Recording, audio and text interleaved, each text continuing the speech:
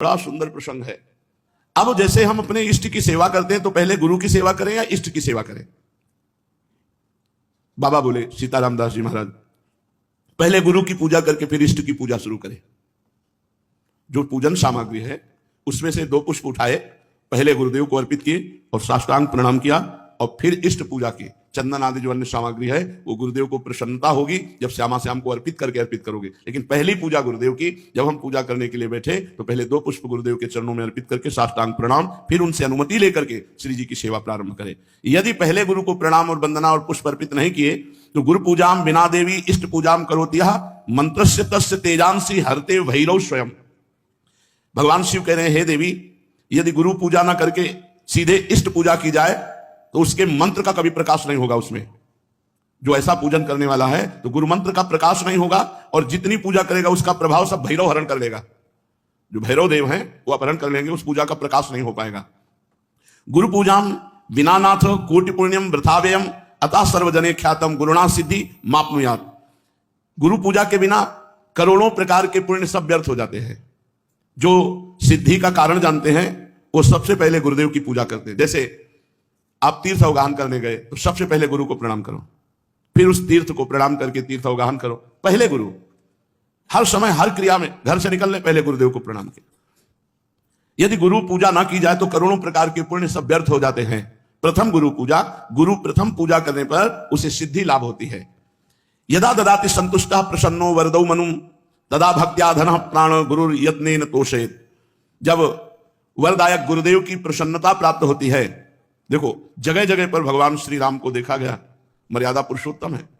गुरु ही प्रणाम मन ही मन कीन्हा। जब जा रहे हैं धनुष की तरफ तो प्रगट में प्रणाम करके आज्ञा लेकर जा रहे हैं, और जब वहां धनुष भंग करना है तो उठाकर पहले गुरु की तरफ देखा और गुरु ही प्रणाम मन ही मन कीन्हा, और फिर धनुष भंग कर। एक एक कदम पर भगवान श्री राम गुरु की आज्ञा के अनुसार चलते हैं। हमारी हर चेष्टा गुरु को सन्मुख करके होनी चाहिए। जो अपने गुरुदेव को प्रसन्न कर लेता है, संतुष्ट कर लेता है, उसके गुरुदेव सर्व सिद्धि कारण प्राण बन जाते हैं। गुरुदेव प्राण हो गए, अब कौन सी सिद्धि बकाया रह गई?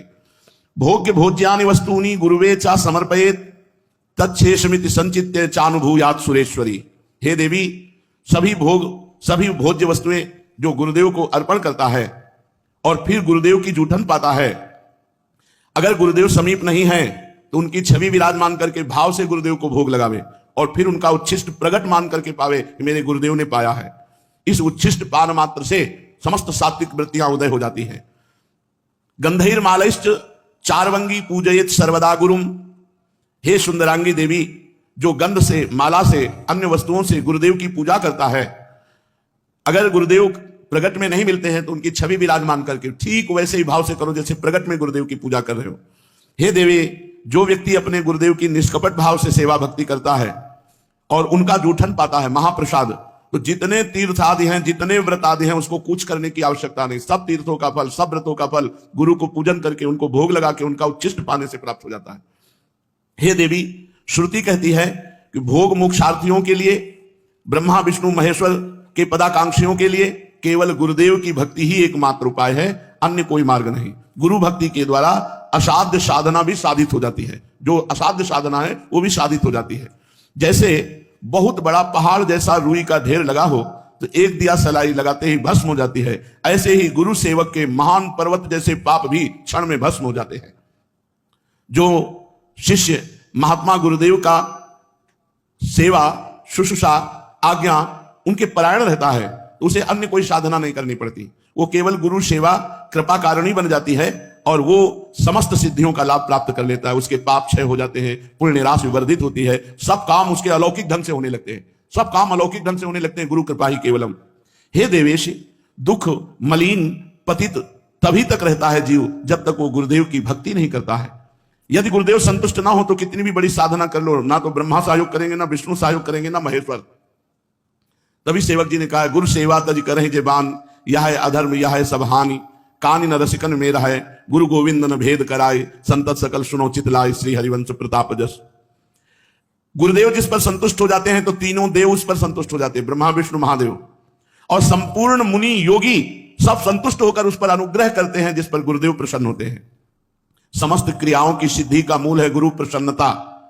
अतएव बुद्धिमान पुरुष को चाहिए कि सर्वप्रथम अपने गुरुदेव को प्रसन्न कर ले। बाबा एक एक सेवा का आप जब वर्णन करते हैं तो सुनकर के एक अपार आनंद हमारे हृदय में हो रहा है, एक नवीन उत्साह प्रकट हो रहा है। साथ ही मैं अच्छी तरह से समझ गया हूं कि गुरु सेवा करने से मुझ सरीखे श्रद्धा भक्तिहीन प्राणी को भी परम पद मिल जाएगा। हां, तवा दारतिम भय शोको लोभ मोह भ्रमादया यावन नायाति शरणम श्रीम गुरुम भक्तवत्सलम। तभी तक पीड़ा, भय, शोक, रोग, लोभ, मोह, भ्रम ये साधना में विक्षेप डालते रहते हैं जब तक भक्तवत्सल श्री सदगुरुदेव भगवान की शरण नहीं ग्रहण की जाती। अधिक क्या कहूं, यदि गुरुदेव संतुष्ट हो जाए और कह दें कि जा तो मुक्त हो गया, तो इस बात को भगवान भी नहीं काट सकते। बस ये बात पकड़नी। तो कह रहे भगवान भी उस बात को नहीं काट सकते। यदि गुरु कह दे कि जा तो मुक्त हो गया, बस मान लेना चाहिए मैं तो मुक्त हो गया, मेरे गुरुदेव ने कह दिया। जैसे कभी कभी आनंद में उमगन में होते हैं, कह देते तू चिंता मत करना, जब हमने भार ले लिया तो तुम्हें क्या चिंता करना, बस निश्चिंत हो जाना चाहिए। कि जब गुरुदेव ने कह दिया कि हमने भार ले लिया, तो जब उन्होंने ले लिया, पर जीव देहाभिमानी है, वो इसे विनोद समझ लेता है, इसे व्यर्थ बात को समझ लेता है कि भला ऐसे इनके कह देने से मुक्त हो जाएंगे क्या। एक बार गुरु महिमा प्रदर्शित करने के लिए देवर्षि नारद जी बैकुंठ में गए। ये हमारे पिताश्री के गुरुदेव आते थे, श्री स्वामी शारदाश्रम सरस्वती जी महाराज, वो सुनाते थे, हम बच्चे थे तब सुने थे। तो बैकुंठ में गए, थोड़ी देर बैठे और हटे, विचरण के लिए चल पड़े। तो वहां भगवान के पार्षद जल छिड़क के पोछा लगा रहे थे। किसी कारण से फिर देवर्षि नारद वापस लौट आए, तो उन्होंने देखा जहां हम बैठे थे वहां जल छिड़क के पोछा लगाया जा रहा। तो भगवान से कहा, प्रभु आपका नाम लेते हैं, आपकी शरण में है, तो क्या हम अपवित्र हैं। भगवान ने कहा पार्षदों से पूछो। पार्षदों से पूछा तो पार्षदों ने कहा आपने आज तक गुरु नहीं बनाया, इसलिए आप महान भक्त तो हैं, लेकिन जहां आप बैठोगे तो निगुरा जहां बैठता है वो अपवित्र जगह हो जाती है। तो देवर्षि नारद जी ने भगवान से कहा कि आप ही हमें बताओ, हमारे तो गुरु आप ही हो, आप बताओ हम किसको गुरु वरण करें। तो कहा कल प्रातः काल आंख उठते ही जिस पर पहली दृष्टि पड़ जाए उसी गुरु बना लेना। प्रातः काल आंख खुली, जब बाहर निकले, पक्ष में देखा तो बहंगी में दोनों तरफ जल भरे हुए कहार बुझा रहे। तो उन्होंने कहा कि ये तो कहार है, कोई भगत हो तो गुरु बनाए, ये तो कहार है, इनको क्या गुरु बनाना है। और पानी धोकर के दूसरों के घरों में ले जाता है, कोई संत महात्मा होते तो गुरु बनाते। भगवान के पास पुनः गए, भगवान ने कहा गुरु बनाया। उन्होंने कहा प्रभु तो कहार है, तो गुरु की जाति देखी? नहीं प्रभु, वो पानी दूसरों के घर में ले जाते। तो गुरु की क्रिया देखी? जाओ मैं तुम्हें शाप देता हूं, 84 लाख योनियों में भटको। देवर्षि नारद जी घबरा गए, कहा प्रभु अब कैसे मुक्ति हो सकती है, आपके श्रीमुख के वचन तो परम सत्य होते हैं। तो कहा अपने गुरुदेव से पूछो जाके, कहां मिलेंगे? जहां तुम्हें मिले थे। और वो स्वयं भगवान ही कहार बन कर गए, चरणों में लौट गए, भगवान मुझे क्षमा करो, आप हमारे गुरुदेव हैं, मैंने आपको गुरुदेव रूप में वरण कर लिया, पर भगवान ने शाप दे दिया, ऐसी ऐसी बात थी। तो उन्होंने 84 ऐसे गोल गोल बना दिए जमीन पे, और कहा ऊपर का कपड़ा उतार के लौट जाओ। लौटे, बोले 84 लाख योनियों तुमने पार कर ली, अब तुम्हें 84 लाख योनियों में नहीं जाना पड़ेगा। नारद जी भगवान के पास गए, बोले प्रभु गुरुदेव ने ऐसा बोले, फिर संशय गुरुदेव के वाक्य पर, तुम 84 लाख योनियों से मुक्त हो गए क्योंकि गुरुदेव ने कह दिया। तो यहां शास्त्र में कहने की यदि गुरुदेव भक्त वत्सल कह दे कि जा तो मुक्त हो गया, तो विश्वास करो भगवान भी इस बात को नहीं काट सकते। यावत चोपाधि पर्यंतम तावत शुश्रूषेद गुरुम गुरुवत गुरु भार्याम तत्पुत्रेषु च वर्तनम। जब तक देह रहे तब तक गुरु की आज्ञा में, गुरु की सेवा में रहे। यदि गुरु आज्ञा करें तो गुरु पत्नी, गुरु पुत्र सबकी सेवा में। ऐसा पूर्व के भक्तजन करते रहे। महाभारत उठा लो, चाहे वेद उठा लो, सब जगह गुरु सेवा। क्योंकि उस समय गुरुजन जो रहते थे वो जंगलों में रहते थे, पर्णकुटी में रहते थे, पर उनकी गुरु पत्नी भी रहती थी, उनके पुत्र भी होते थे। तो यहाँ आज्ञा कर रहे हैं कि अगर गुरु आज्ञा करे तो गुरु पत्नी, गुरु पुत्र आदि की भी गुरु के समान ही सेवा करें। यश देवे पराभक्ति यथा देवे तथा गुरु तस्सेते कथिता हरथा प्रकाशनते महात्मना। जिसकी परमेश्वर में जैसी भक्ति है उसी तरह गुरु में भी वैसी भक्ति होनी चाहिए, परमेश्वर के समान। श्वेतरोपनिषद में है यश देवे पराभक्ति यथा देवे तथा गुरु। जैसी भगवान में भक्ति है वैसी ही गुरुदेव के प्रति भगवत भाव होना चाहिए, तभी उसकी बुद्धि शुद्ध होगी और तभी शास्त्र के वाक्य ज्ञान उसके हृदय में प्रकाशित होंगे और गुरु का अनुभव उसके हृदय में स्थित हो जाएगा। शिष्य को समझना चाहिए कि गुरु ही हमारा सृष्टि करता है। हमारे अंदर जो भक्ति की सृष्टि होगी वो गुरुदेव ही करेंगे। गुरुदेव ही हमारे दोषों का विनाश करने वाले संहारकारी रुद्र है और गुरुदेव ही हमारे सद्गुणों का पालन करने वाले भगवान श्री हरि है। अर्थात सृजन, पालन और संहार तीनों कार्य हमारे गुरुदेव करते हैं। हमारे हृदय में दैवी संपदा का सृजन, भगवत भाव का सृजन और उसका पालन और दुर्गुण दुराचार का विनाश। गुरु संतोष मात्रेण तुष्टा शिव सर्वदेवता। यदि गुरु संतुष्ट हो गए तो त्रिभुवन के सारे देवता संतुष्ट हो गए। गुरु तुष्ट हो गए तो भगवान शिव प्रसन्न हो गए। गुरु रुष्ट हो गए तो भगवान त्रिलोचन रुद्र रूप होकर उसके साथ सद्गुणों का संगार कर देंगे। अगर गुरु रुष्ट है तो यह अधर्म यह सब हानि कानी न रसकन मेरा है, बड़ा भारी अधर्म हो गया, बड़ी भारी हानि हो गई। अब रसिकों की सभा में उसका कभी आदर नहीं हो सकता। गुरु तुष्टे शिवस्तुष्टो रुष्टे रुष्ट त्रिलोचना। अगर गुरु नाराज हो गए तो मानो त्रिलोचन रुद्र भगवान उसका सर्वनाश कर देंगे। गुरु पादरजो यस्तु सुधी मूर्धनि धारेत सा तीर्थ कोटि फलम 10 गुणम लभेत। जो सुजान व्यक्ति अपने गुरुदेव की चरण रज को अपने मस्तक पर डालता है वो करोड़ों तीर्थों के अवगाहन का तत्काल फल प्राप्त कर लेता है और तीर्थों से 10 गुना लाभ उसे प्राप्त होता है। 10 गुणम लभेत फलम। शिष्य भक्त ने प्रश्न किया सीताराम दास जी से, मैं तो महामूर्ख हूं गुरुदेव, अपने गुरुदेव को अभी तक पहचान नहीं पाया, उन्हें मनुष्य ही समझ रहा था और तीर्थ तीर्थ भ्रमण किया। क्या गुरुदेव की चरण तल में सारे तीर्थ विराजमान है? इस बात को ना जाने कब मन में विश्वास दृढ़ होगा? हे देव और कृपा करके गुरु महिमा बताइए। सीताराम दास जी महाराज बोले, गुरो पादोदकम यस्तु नित्यम पिबति भक्तितः सार्ध त्रिकोटि तीर्थानाम फलम सा लभते ध्रुवम। जो मनुष्य भक्ति पूर्वक नित्य गुरु का चरणामृत पान करता है वो 3.5 करोड़ तीर्थों का सेवन का फल प्राप्त करता है। धन्य है महाराज, गुरु चरणामृत में इतनी शक्ति। अरे सुनो, त्रिसंध्यम पिबेत यस्तु गुरु पादोदकम सुधी तस्य नास्ति पुनर्जन्म संसारे दुख वर्तमनी। कोई साधन ना हो, केवल 3 बार चरणामृत पीता हो, सुबह दोपहर शाम, बोले वो निश्चित भगवत प्राप्ति कर लेगा। केवल गुरु चरणामृत से, विश्वास करो, गुरु चरणामृत 3 बार पीने को मिल रहा है, इतने मात्र में भगवत प्राप्ति हो जाएगी। जो बुद्धिमान शिष्य तीनों संध्या काल में गुरुदेव का चरणामृत पान करता है वो इस मोहपत रूपी दुख भय संसार में उसका पुनर्जन्म नहीं होता। कितनी बढ़िया सुविधा है भगवत प्राप्ति की। वृंदावन वास, गुरु चरणामृत, गुरु छिष्टामृत, गुरु पादुका का सेवन और गुरु चरणों के आश्रित होकर उनकी आज्ञा का पालन, हो गई भगवत प्राप्ति। भक्त ने पूछा, इसमें कोई तपस्या या प्रयत्न नहीं हो? आपने कह दिया पुनर्जन्म नहीं होता। ऐसी बात तो हमने आज तक नहीं सुनी। कंचन को त्यागो, कामनी को त्यागो, ये त्यागो वो त्यागो, ये बातें तो सुना है। केवल 3 बार चरणामृत रोज पीता रहे, भगवत प्राप्ति हो जाएगी, पुनर्जन्म नहीं होगा। वत्स, बाबा बोले, बेटा ये बहुत गुप्त बात है, बहुत श्रद्धा की बात है। ब्रह्मा विष्णुश्च रुद्रश्च सर्वाश्च पितृ देवता तिष्ठन्ति श्री गुरु पाद पद्मार्चिते शुभे जले। जो गुरु को चरण प्रक्षालन के लिए जल अर्पित किया गया और गुरु के चरण धोए गए और फिर चरणामृत पिया गया तो सारे पितरों का उद्धार हो जाता है। सर्वाश्च पितृ देवता, तर्पण से उनको जो तृप्ति नहीं होती, गुरु चरणामृत से सारे पितरों का उद्धार हो जाता है। और गुरु पाद पद्म का जो जल है, चरणामृत है, पीने से ब्रह्मा विष्णु रुद्र सब देवता उसके अधीन हो जाते हैं। गुरु पादोदकम यस्तु नित्यम पिबेत मानुषः धर्मार्थ काम मोक्षा निधियो जायते चसः।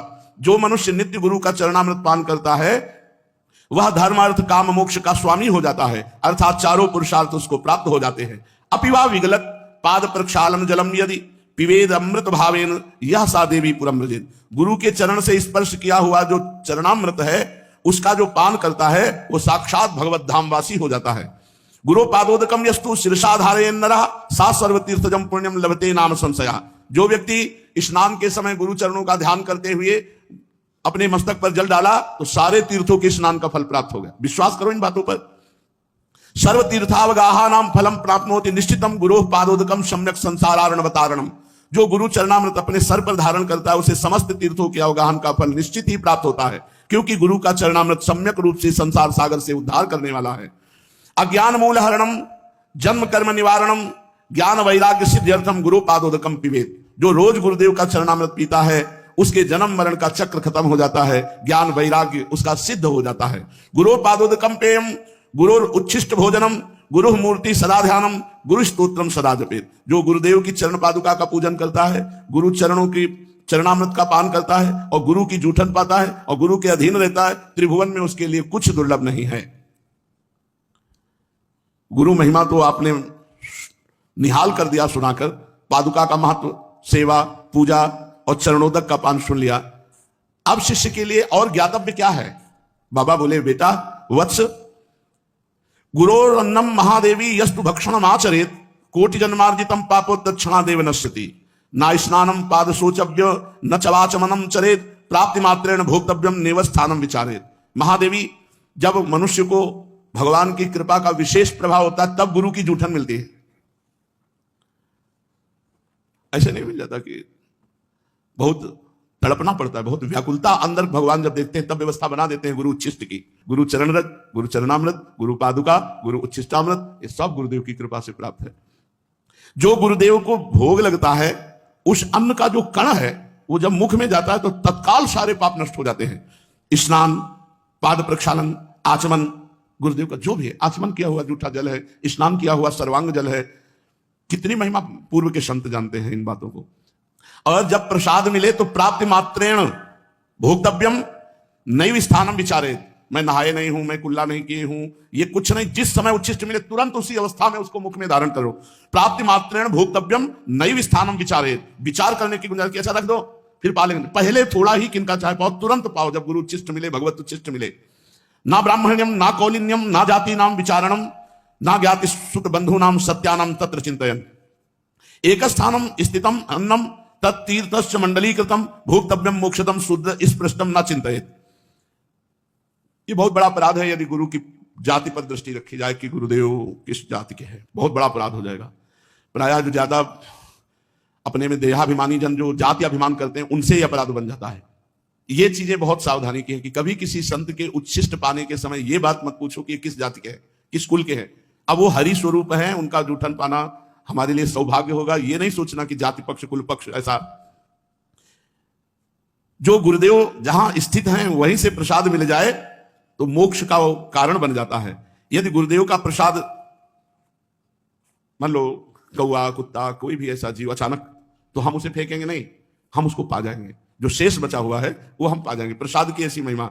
हरिराम व्यास जी ने कहा यदि कुत्ता जूठा कर जाए या कौआ ऊपर से बीट डाल दे तो हम उतना हटा करके वो बीट फिर हम प्रसाद पा लेंगे। प्रसाद को नहीं फेंका जाता कि प्रसाद में, और प्रसाद को गर्म नहीं किया जाता कि अब ठंडा है चलो रोटी गर्म कर लो, सब्जी गर्म कर लो, वो फिर अपमान है प्रसाद का। जैसा प्रसाद मिला ठीक वैसा उसी समय पा लिया जाए, ये सर्वप्रथम प्रसाद का सम्मान है। अगर आप कहीं बहुत ऐसा कुछ है, बिजी है भाई कि प्रसाद से ज्यादा आप कोई महिमाशाली कार्य कर रहे हैं तो किनका तो ले लीजिए, बाद में पा लेना। और मुंह जूठा नहीं माना जाता प्रसाद पाने के बाद। प्रसाद पाके तुरंत आप निज मंत्र जप सकते हैं। गुरु उच्छिष्ट और हरि प्रिया उच्छिष्ट पाने के बाद तुरंत उसमें जूठन नहीं माना जाता। क्या गुरुदेव का जूठन अगर कोई अशुद्ध पुरुष छू ले तो उन्होंने कहा कि उच्च अधिकारी का यही स्वरूप है कि इस स्पर्श का विचार ना करते हुए तत्काल प्रसाद को पा लिया जाए। ये गुप्त बातें हैं शास्त्रों की जो सुनने के बाद हमारे अंदर श्रद्धा परिपक्व हो जाती है। अनाधिकारी वही है जो गुरु के प्रसाद पर दृष्टि दूसरी कर ले। अरे ऐसा अधिकारी वही है जैसा, मतलब गुरु अधिकार की तो बात सबको पचेगी भी नहीं। जो एक बार बाल कृष्णदास जी के पावन चरित्र में जो उस समय के श्रोता हैं उस मतलब पचेगी ही नहीं, किसी को नहीं पचेगी, छी ऐसे होगा, नहीं होगा। मतलब महाराज जी की अशुद्ध बेशुद्ध अवस्था और उस समय वो लघुशंका, तो उसका प्रसाद सबने मतलब पचेगी ही नहीं किसी की, ऐसा कैसे हो सकता है। और बालकृष्णदास जी के पावन चरित्र में लिखा हुआ है, उन सब देवी जी और जितना भी परिकर था सबने, और श्री कृष्णाकार वृत्ति में उनको होश नहीं है। तो ऐसा गुरोर उच्छिष्टकम देवी भुक्ति मुक्ति प्रदम भवेत अवश्यम वैष्णव शिष्य भोक्तव्यम तद दिने दिने। हे देवी, गुरु का उच्छिष्ट जो प्राप्त करता है रोज तो उसे भोग ऐश्वर्य भी प्राप्त होता है और मोक्ष भी प्राप्त होता है। वो अहोभाग्य है उसके जिस वैष्णव को अपने गुरुदेव का रोज उच्छिष्ट प्राप्त होता हो। गुरोर उच्छिष्टम च देवेशी तत्सुतोच्छिष्टमेव च भोजनीयम न संदेहो विकारश्चेत अधोगति। जो गुरु का उच्छिष्ट प्राप्त हुआ और उसमें क्या है, बोले निश्चित दुर्गति को प्राप्त होगा। तवोच्छिष्टम महादेवी ब्रह्मादि नाम सुदुर्लभम। ब्रह्मादि के लिए भी गुरुदेव का उच्छिष्ट दुर्लभ है। गुरु उच्छिष्टम तथा प्रोक्तम महापूतम परात्परम। जो गुरु का उच्छिष्ट पाता परम पूत अर्थात परम पवित्र हो जाता है। गुरु रुचिस्केर यस्तु सर्वागमन लेपेत। अब देखो एक बड़ी महिमा की बात कह रहे हैं। गुरु का उच्छिष्ट पड़ा है, जहां गुरु ने पाया वहां का ऐसे सब लेके अपने शरीर पर जो लेप करता है ऐसे। गुरोर उच्छिष्ट केर यस्तु सर्वागमन लेपेत वज्रोपित गात्राणी न भिन्नति कदाचन। कोई भी भूत प्रेत पिशाच यक्ष राक्षस तंत्र मंत्र मारण मोहन वशीकरण उच्चाटन कुछ भी उसके शरीर को प्रभावित नहीं कर सकता जो गुरु का उच्छिष्ट लेप करता है। जहां गुरु ने प्रसाद पाया वहां ऐसे हाथ से सब करके जूठन सहित पूरे शरीर पर लेप करता है। कोई मारण मोहन वशीकरण उच्चाटन भूत प्रेत पिशाच राक्षस ये स्पर्श नहीं। वज्रम वज्रोपित गात्राणी, जैसे वज्र का प्रहार कर दे तो नष्ट हो जाए, ऐसे ही जो भी उसके ऊपर तो वो खुद नष्ट हो जाएगा, उस शिष्य का कुछ नहीं बिगाड़ सकता। गुरु उच्छिष्टम अपन्नम यो भक्षेत भक्ति भावतः अन्नपूर्णा जगत धात्री तस्य ऐश्वर्य प्रयच्छति। जो गुरुदेव के उच्छिष्ट को बड़े भाव से पाता है तो अन्नपूर्णा मैया उस पर बड़ी कृपा करती है और सदैव भंडारा भरे रहती है। हे परमेश्वरी, यदि कभी प्रसाद भक्षण में भ्रम हो जाए और प्रसाद का अपमान कर दे तो करोड़ कल्प तक उसका उद्धार नहीं हो सकता। कदाचित परमेशान यदि तत्र भ्रमो भवेत न तस्य निष्कृति दृष्टा कल्पकोटि सतैरपि न भक्षयेदि यस्तु मोहात् गुरोरुच्छिष्टकं प्रिये तस्य क्रुद्धात् भवेत् त्वं विपित्तस्य पदे पदे। जो गुरु की अवहेलना करके उनके उच्छिष्ट का अनादर कर देता, कदम कदम पर विपत्तियां उसको घेर लेती हैं, उसको नष्ट कर देती है। गुरु की आज्ञा का पालन, अब उच्छिष्ट के बाद गुरु की आज्ञा का पालन करना ही सर्वशास्त्रों का परम रहस्य है। गुरु आज्ञा का कभी उल्लंघन न करे और न उनकी बात का कभी खंडन करके अपनी बुद्धि लगाकर उत्तर दे। दास की तरह दिन रात उनकी आज्ञा का पालन करे। न शृणुयात् गुरो वाक्यम शृणुयात् वा परांगमुखा अहितम वा हितम वापि रौरवम नरकम ब्रजेत। जो गुरु की आज्ञा का उल्लंघन करके अपनी मनमानी आचरण करता है उसको रौरव नरक की प्राप्ति होती है। आज्ञा भंगम गुरुदेवी या करोति सा मूढ़धि प्रयाति नरकम घोरम सुकरत्व मापनुयात्। जो गुरु आज्ञा का उल्लंघन करता है वो सुकर कुकर योनि को प्राप्त होता है। वृथा धर्म वृथा आश्चर्यम वृथा दीक्षा वृथा तपः। उसका तपस्या बेकार, उसकी दीक्षा बेकार, उसका आचरण बेकार, उसका धर्म बेकार जो गुरु की आज्ञा का उल्लंघन कर देता है। निर्गतम यद गुरुर्वक्ता सर्वशास्त्रम तदुच्चेत गुरु कार्य स्वयं शक्तौ ना परम पेर ये तेप्ये। गुरु के मुख कमल से जो शब्द निकला वही हमारे लिए शास्त्र है। गुरु का जो आदेश हुआ वही कार्य हमारे लिए धर्म है। गुरु की प्रेरणा ही हमारे लिए सब कुछ है, हम कुछ उसमें विचार नहीं करते। यदि गुरुदेव अन्यायपूर्ण आज्ञा करें तो बाबा शिष्य को बिना विचार किए उसका पालन कर लेना चाहिए। अपि तत्रम विरुद्धम वा गुरुणा कथ्यते यदि तत्समंतम भवेद वेद महारुद्र वचो यथा। ये शास्त्र सम्मत बात कह रहे हैं, कोई मनगढ़ंत बात बाबा नहीं कह रहे। इसीलिए श्लोक भी लिखा हुआ है। अगर गुरु की आज्ञा का निर्विकार भाव से पालन कर रहा है शिष्य, गुरु जी ने क्या बोल दिया, विकार नहीं आना चाहिए, वैसे ही सहर्ष, तो वो गुरु कृपा का लाभ उसको प्राप्त होगा जो किसी साधना से नहीं प्राप्त होता। समर्थ गुरु रामदास जी महाराज के बहुत से शिष्य थे। शिष्य जहां बहुत होते तो ईर्ष्या भी हो जाती है कि गुरुदेव उनको ज्यादा प्यार करते हैं, हमको नहीं प्यार करते। धीरे धीरे सब शिष्यों में कोई एक होता है जो पूर्ण प्राण समर्पित होता है, एक होता है, कोई बिरला ही होता है जो ऐसे, उन बिरलों में से हजारों थोड़ी होते हैं।